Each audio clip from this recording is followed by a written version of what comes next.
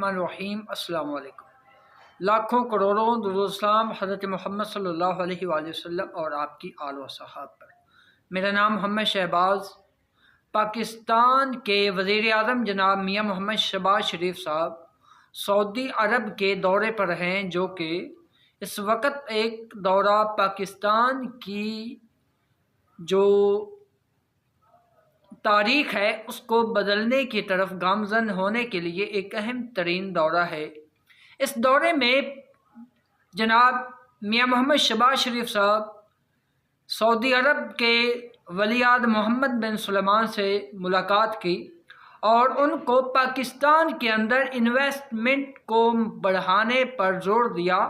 उन्होंने इस चीज़ की हामी भरी और उन्होंने अपने वज़ीर मवासलात और वज़ीर सरमायाकारी को कहा कि पाकिस्तान के अंदर जो पहले सरमायाकारी की थी उसको बढ़ाकर 2.2 अरब डॉलर बढ़ा दी जाए, जो कि पाकिस्तान के अंदर सरमायाकारी की जाएगी।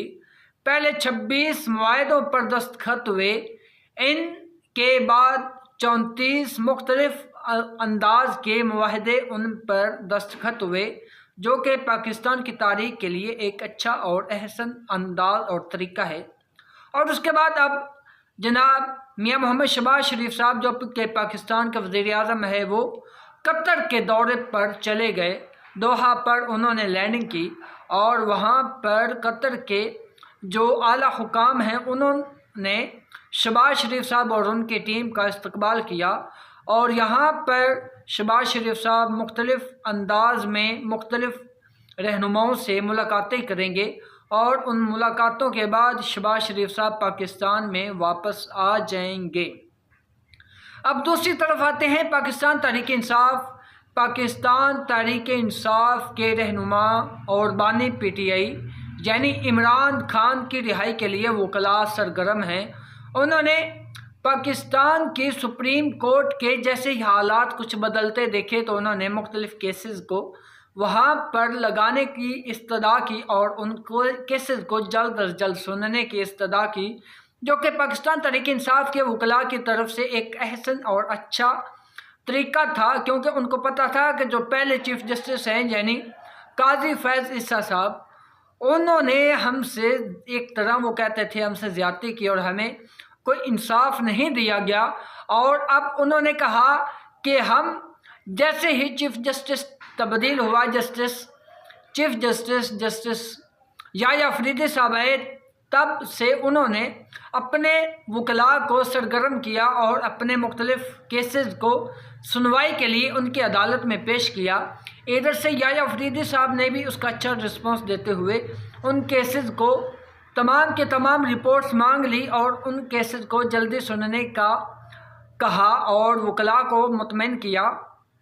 जबकि दूसरी तरफ पाकिस्तान तहरीक इंसाफ के मुख्तलिफ लोगों और रहनुमाओं की ज़मानतें भी मंजूर हो रही हैं, जैसा कि मुख्तलिफ तरह के यानी 4-5 तारीख को जो पाकिस्तान तहरीक इंसाफ ने एहतजाज किया था, उसमें तकरीबन 500 पाकिस्तान तहरीक इंसाफ के कारकुनान गिरफ्तार थे, उनको भी रिहा करने का हुक्म हुआ और उनके हर कैदी के एवज 20-20 हज़ार के मचलके जमा करवा के उनको रिहा करने का हुक्म दिया। और इसके अलावा पाकिस्तान तहरीक इंसाफ ने अपने जो एक अहम तरीन केस था वो क्या था, वो था अपनी मखसूस नशिस्तों के फ़ैसले के हवाले से ये भी सुप्रीम कोर्ट के अंदर फ़ैसले को रखा और कहा कि आपके फ़ैसले के मुताबिक अब तक पाकिस्तान तहरीक इंसाफ को मखसूस नशिस्तें मिल जानी चाहिए, लेकिन चीफ इलेक्शन कमीशन और उसके जो कारकुनान हैं या उनके मुआवनीन हैं उनके खिलाफ उन्होंने तौहीन अदालत का केस दायर किया और कहा कि जनाब आली आपके फ़ैसले यानी फुल कोर्ट फ़ैसले की खिलाफ वर्जी करते हुए अभी तक इलेक्शन कमीशन ने कोई ऐसा हुक्म नहीं जारी किया जिससे लगे कि पाकिस्तान तहरीक इंसाफ को मखसूस नशिस्तें मिल चुकी हैं। अब देखना यह है कि इस तरह की तब्दीली के बाद अब पाकिस्तान तहरीक इंसाफ का मुस्तकबिल क्या होता है।